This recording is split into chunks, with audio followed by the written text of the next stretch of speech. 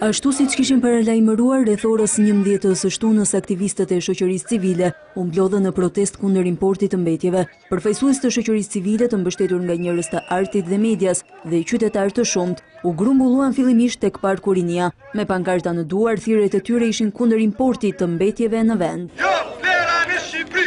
Jo vlera në Shqipëri! Më pas, qytetarët e thirrur në protestë nga Aleanca kundër importit të plerave nisën një marshim drejt kryeministrisë. Mbi 2 orë me kartona të kuq në duar, ata janë shprehur kundër importit të mbetjeve dhe anullimin e ligjit nga qeveria.